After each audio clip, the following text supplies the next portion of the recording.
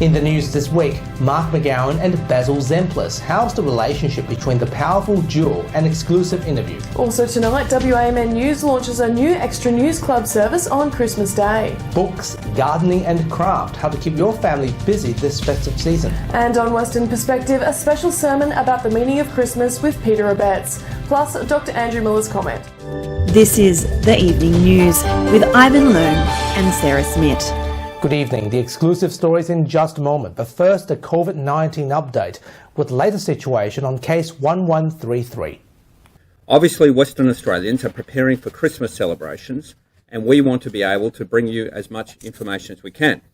So, I can announce that Western Australia has 4 new local COVID-19 cases as of 9 a.m. this morning. Yesterday, 10,267 tests were taken through public and private clinics across Perth. This is an incredible number, especially given testing didn't ramp up until the afternoon, and especially given the extreme summer weather conditions. It's important people who are lining up are prepared to wait and prepared for very hot conditions. So please bring water and sun protection. The 4 cases. One is a close contact of case 1133, who also attended the Mess Hall event on Sunday, December 19. The other 3 are casual contacts of case 1133, who also attended the Mess Hall event, but were not known to case 1133. As a result of the high-risk nature of the Mess Hall event in Northbridge, our health authorities will now upgrade the contact status for the Mess Hall event. This means that anyone who attended the event must get tested and now self-quarantine for 14 days from the date of exposure. As the date of exposure is the 19th of December, this means they will be in quarantine until January the 3rd. We are making urgent arrangements to ensure everyone who was at the Mess Hall event, around 400 people, are tested and quarantined appropriately. Now there are 21 close contacts linked to 1133. 9 of whom have tested negative so far, and the 1 positive I mentioned earlier. There are also 991 casual contacts, of which 336 have tested negative so far and 3 positive, as I detailed before. We expect the number of contacts to continue to increase. Last night, Health reported the partner of case 1133 and his 4 housemates have tested negative. They were all vaccinated at the exposure date. Therefore, from 6 p.m. tonight, we will introduce an additional public health rule. For all licensed hospitality venues, seated service only will be permitted. This is on top of our public health rules we introduced yesterday, including mask wearing, the dancing ban except at weddings, and the closure of high-risk entertainment venues and large-scale events. Dr. Andrew Miller joined me earlier for an exclusive analysis as to where will it go from here. Dr. Miller, thanks for joining me in such short notice. Now, we all love Christmas gifts, but we know the Grinch is always hidden in the corner. Although this is not lockdown yet, it's certainly a stinker, isn't it? Well, we have been planning for some time for further outbreaks in our community here. Perth has had, and Western Australia has had, a very charmed life when it comes to COVID. We've had a few near misses with community outbreaks, but because of our natural isolation and good border controls, which haven't always been as compassionate as they could be, but they've certainly kept the disease out, we've gotten to this point without joining in the pandemic, and that's been fantastic. But we do have to remain on high alert. This is an unthinking enemy. It doesn't plan anything. It doesn't want to do anything. It just replicates using our bodies. And so a time when people are naturally gathering together is a time when these diseases naturally do well. And so it's very sensible to introduce masks straight away, close the nightclubs, cut down the capacity of large venues, and hopefully we'll have yet another near miss. Okay, so do you believe this is going to get better or worse? It's very hard to say at this stage. It sounds as though from the information that's been given out that it's the Delta strain. which gives us some hope that it's not as transmissible as Omicron. The idea that we need to learn to live with this virus is true, but the timescale that people are talking about is not true, in that we need to do it in the next few weeks. We need to learn to live with it over years, and over the next few years, it's not going to reduce in its capacity to cause severe disease enough that we will be able to drop our guard as far as COVID's concerned at all. So we will need to continue to try and control this disease for the next little while, and it's not time to be giving up. Dr. Miller, we'll see you later in this bulletin for your exclusive comment. Thanks for joining us. Great to be here. Stay safe out there. After he became Perth's Lord Mayor, Basil Zempilas opens up about his relationship with WA Premier Mark McGowan during his interview after Perth City Council's final meeting for 2021. As the year draws to a close, I asked how will he rate his own performance, the issues of homelessness and parking costs. Here's part of the conversation. How would you rate your work relationship with Mr. McGowan at this point? Has your work relationship with Mr. McGowan and the rest been positive? No, I would say it's as good now as it's ever been. There's been one significant difference of opinion during the 14 months that I've been the Lord Mayor of the City of Perth. And that was over the funding model, if you like, for the WACA aquatic facility. So on one matter, there was a difference of opinion. Other than that, there haven't been. But overall, it's constructive. Absolutely. I meet with the Premier, I speak with the Premier, I certainly speak with his team regularly, I speak with many of his ministers. There's been no suggestion to me, and I certainly don't feel as though our relationship is anything other than a good, solid relationship between Premier and Lord Mayor should be. And so you asked earlier about my relationship with the Premier. It's a fine relationship. We've got an excellent relationship. I consider that when we've been on stage together or when we're standing around together, we get on very well. But he knows my job as the Lord Mayor of the City of Perth is to advocate fiercely on behalf of my ratepayers and residents, as it is his job to advocate fiercely for the citizens of Western Australia when he's knocking on the door of the Prime Minister. He gets it, and I know that I get it. How would you rate yourself?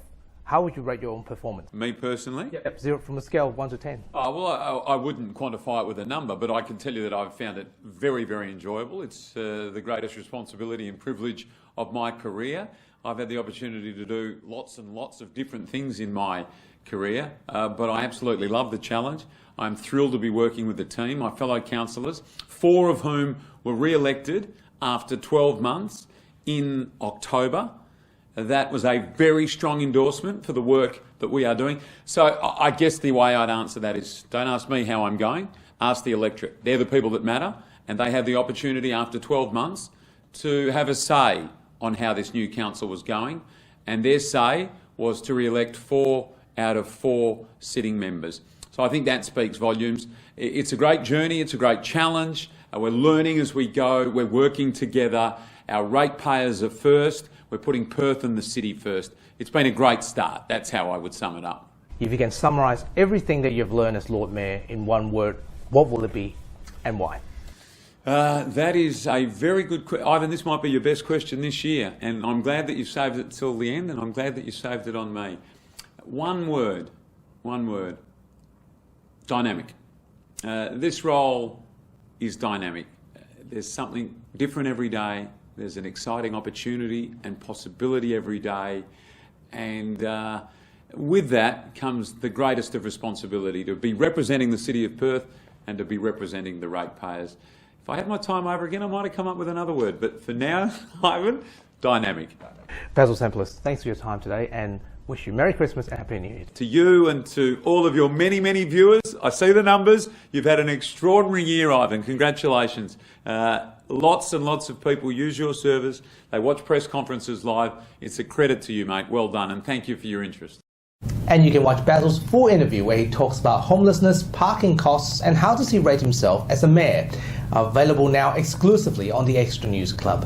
Speaking of that, we have some news about us. WAMN will officially launch its new weekly news service on Christmas Day. The WAMN Extra News Club is a major step to support local independent news that aims to deliver high-quality stories and in-depth interview content. Here's what to expect for readers and viewers every Saturday. Nelson Liu with this exclusive report. A new era of news has arrived, with exclusive content coming every Saturday to WAMN News. Over the Christmas period, the WAMN Extra News Club will be launching, bringing loyal subscribers premium content not seen anywhere else. Compared to WAMN News' daily content cycle, the new additional weekend service will highlight feature stories, in-depth interviews and opinion pieces from the Multicultural Award-winning team. WAMN News has established its brand as a local news outlet, and subscribers joining the Extra Club will be supporting independent journalism to provide better content they want. People can sign up by going to wamnnews.com.au/extra. Nelson Liu, WAMN News. One of my favourite things about this time of year is the new beginnings possible right after Christmas. I love a New Year's resolution almost as much as I love a new hobby, and what better time to pick up a few new interests than over the summer break. I've done a roundup of my top 3 hobbies for you to try during your summer break, and you never know, one of them may be the new love of your life. Stefan's Books is Perth's #1 destination for genre fiction, and proprietor Stefan is an encyclopedia who knows exactly what you need to be reading this summer. Steph, what are your picks? Well, for crime fans, I would start with Polly Phillips' My Best Friend's Murder. Polly is a WA writer, it's a debut novel, and it takes the idea of the frenemy to a disturbing conclusion when one of the 2 women who are famously friends and famously not very good friends dies, and the other looks like she's a suspect. She didn't do it, but how do you prove when your frenemy dies that it wasn't you? Wonderful thriller from a WA author, absolutely worth supporting. For something feel-good in the holiday season, I would recommend House on the Cerulean Sea. It's a wonderful, charming, slightly magical book about a lonely guy in his 40s who gets a job deciding whether an orphanage for magical children should be closed. It's populated by some very strange children and an even more strange and somewhat alluring man who runs it, called Mr. Parnassus. Along the way, he will discover his courage, his bravery, and save the children and the orphanage, even though one of them is the Antichrist, though misunderstood. Lots of fun, charming, and an ending with all the feels. Finally, for the kids, Little Town of Marraville. WA expat John Robertson, who now lives in London and a successful comedian, by the way, has penned this wonderful book for young adult and early teen readers. It's an absolute hoot of a tale with explosions and chases and evil people getting minced, a strange stroller that eats people, and a fellow called Nearly Boneless Charlie who can fit into a bottle. Along the way, the 2 children have all sorts of adventures. It's an absolute cracker of a book, a little bit funny, well, it's a lot funny, and it's a little bit disturbing in places, with that kind of slightly grim humour that kids love. Absolutely get onto it, particularly if your children are fans of Andy Griffith's Day My Bum Went Psycho and that sort of thing. It's exactly that kind of humour. Some of the adults will. Crafting is one of the most fun ways to keep your mind engaged and your hands active, not to mention the beautiful result you get at the end. Sometimes it's hard to put the time aside to be creative, so heading into a wine and cheese workshop run by Open Hands Creative is a great option. The business aims to be fully environmentally friendly and runs a variety of workshops all over Perth, so there's something for everyone. Many of us aspire to a green thumb or an Instagram-worthy indoor jungle, only to be frustrated by our pot plants' seeming determination to die. But fear not, Gardening Australia is on YouTube and they have an amazing range of information and content about growing plants in WA's climate. Check them out or get in contact with your local community garden. With the right skills and support, you can take a flourishing gardening hobby into 2022. The Woodridge community is fighting back against the business building quarry in the town, with concerns about adverse health and environmental impacts. More river, less mining will face Sheepcoe over the mine, with winds expected to blow high levels of silica dust from the quarry into residential areas, and Moore River over its 30-year lifespan.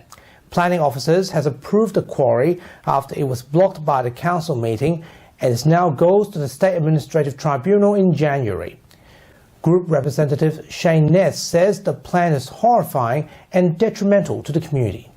The dust, the prevailing winds are going to come over and the dust is going to go into my backyard, and that's not a concern. The dust isn't a concern, but dust exposure to myself and my 2 children, my wife, over 10 to 30 years of the life of the quarry. A major structural fire has caused hundreds of thousands of dollars of damage in an industrial complex in Yangebup. The roaring inferno triggered a major response from DFES on Wednesday at night as firefighters worked hard to contain the blaze. During the fire, burning plastic billowed thick black smoke across the neighbourhood. 12 fire department vehicles were deployed at the height of the fire, with various agencies including Police, St John Ambulance and Western Power also attending. A major shutdown of the Mandurah train line is imminent from Boxing Day, the 26th of December, till 14th of January next year, when the state government begins major works at the Cockburn train line for Thornley Rail Link. The Perth Convention and Exhibition Centre has been transformed into a super bus port, with express services dedicated to all affected stations.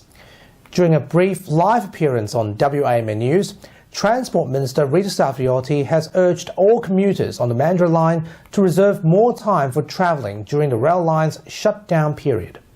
The Salvos will be giving out more than $30,000 worth of stolen toys recovered by police to children in need. Around 2,000 stolen toys were seized following a major police operation targeting a shoplifting racket just before Christmas. Items recovered include toy cars, Lego sets, basketballs and soccer balls. All of the toys are reportedly brand new, with the original packaging still intact. Usually the toys would be auctioned off, but the police force has joined up with the Salvation Army to give out the presents to children in need this Christmas, adding plenty of smiles to families who are doing it tough this year. It's going to be another stinker this Christmas, as the mercury is set to hit well into the 40s during the festive season. Here's the spokesperson from the Weather Bureau with next week's weather forecast. Hi, I'm Luke Huntington from the Bureau of Meteorology. We're just entering an extreme heat wave for the Perth and the southwest area at the moment. It is pretty rare to get an extreme heat wave. We haven't seen this type of heat for Perth and the Southwest Land Division for around 25 years. Over the weekend for Perth, we're going for a top of 43 degrees, and on Boxing Day 44. And temperatures will hang around the 40 degrees for Monday and Tuesday before we get a bit of a cool change on Wednesday, with temperatures dropping back to around 35 degrees. So with this extreme heat wave, we advise people to wear sunscreen if they're out in the sun, drink plenty of water, and if you are outside, try and remain in the shade. Merry Christmas, everyone. Just as usual, Sarah, it's going to be a stinker. Oh, absolutely. What are you going to do to keep cool? A very traditional way, right? Just dip myself into the swimming pool and then go to spend some time with my friends at night in the air conditioning. Oh, very nice. Well, unfortunately, there's no air conditioning where I'm going. No. Yeah, so I'm just going to have to... What are you going to do? Look, I suppose I'll just have to go into the water at the beach and hope that that's good enough. Don't forget to bring a hand fan as well. No, slip, slop, slap. We'll recap this week's top stories again in just a moment. But right now, here's Maleva Thorne with Western Perspective. Thanks, Ivan and Sarah. Welcome to the final Western Perspective for 2021. I'm Maleva Thorne. Another year has passed and Christmas is finally here. For many, Christmas is a time of joy where families gather to celebrate while kids are looking for their biggest dreams and wishes to come true. All these are wonderful things to look forward to, but what's the real meaning of Christmas? Tonight, Pastor Peter Arbetz shares the story of the birth of Jesus Christ as we head into the festive season. This weekend, millions of people will be celebrating Christmas. There are not many events, in fact, I can't think of any, that happened 2,000 years ago and which are still being celebrated every year right around the globe. And of course, I'm talking about the birth of Jesus. The birth of Jesus didn't take place in a vacuum. The prophets in the Old Testament time, the Jewish prophets, they had prophesied about the coming of a Messiah.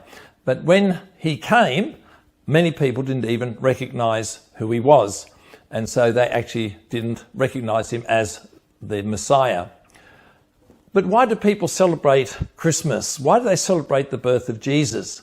And I guess the story of a baby born in abject poverty, born in a stable with animal manure around and flies buzzing around, no room for them in the inn, a child like that, then going on to become the most influential person in world history, that is a story that resonates and warms our hearts. But Jesus was much more than a cute baby that went on to become the most influential person in world history.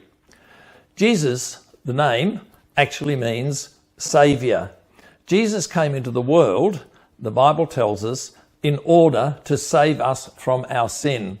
Now, Jesus' ministry was quite short. He lived for 30 odd years and had a ministry that only lasted about 3 years.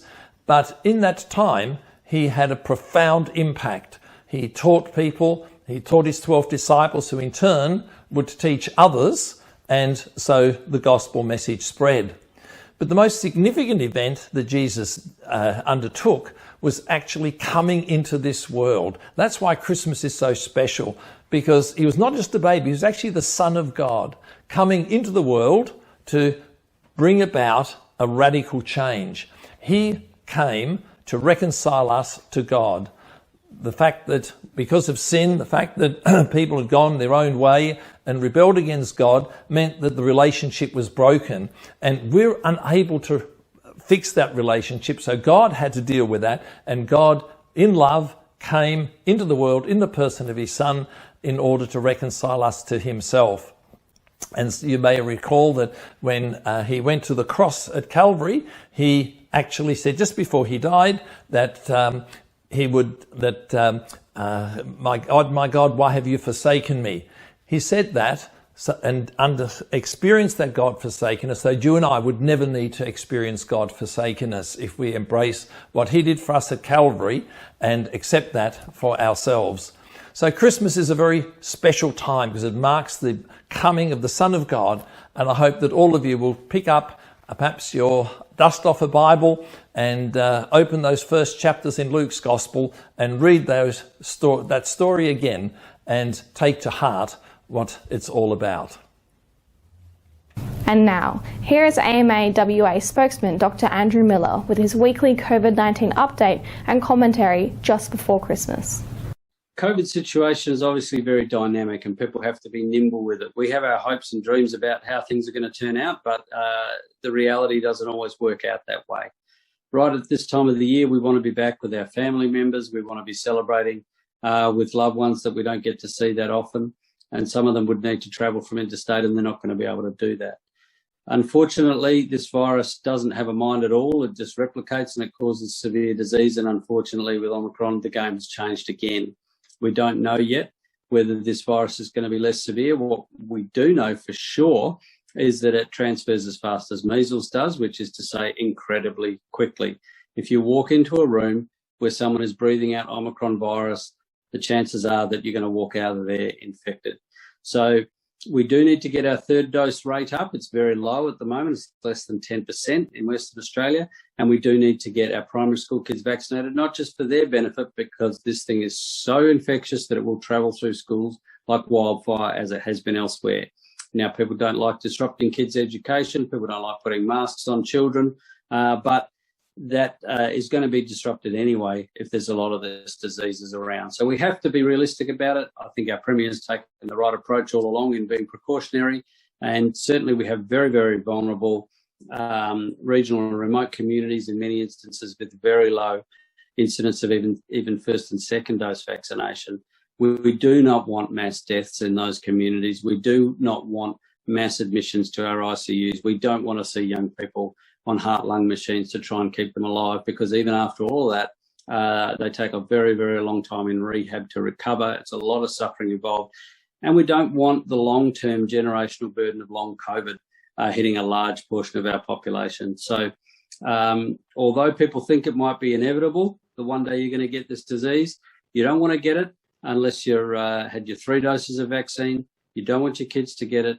And you certainly don't want to catch it when you're not wearing a mask, because we know that people who are wearing a mask, when they unfortunately do get infected, have a much better course in the disease because they get a lower viral load. So there are things we can do.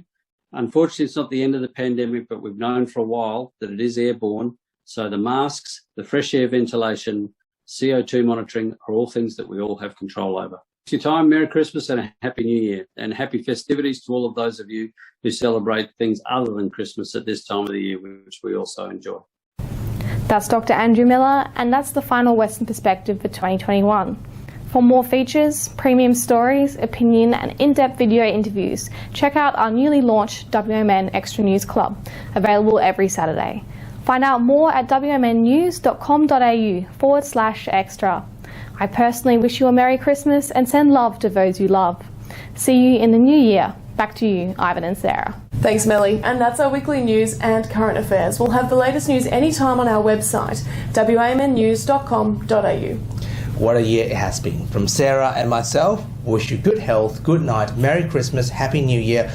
Our news service will return on the 12th of January and this program will return on the 16th of January. We'll see you in the new year. Good night. Thanks for stopping by.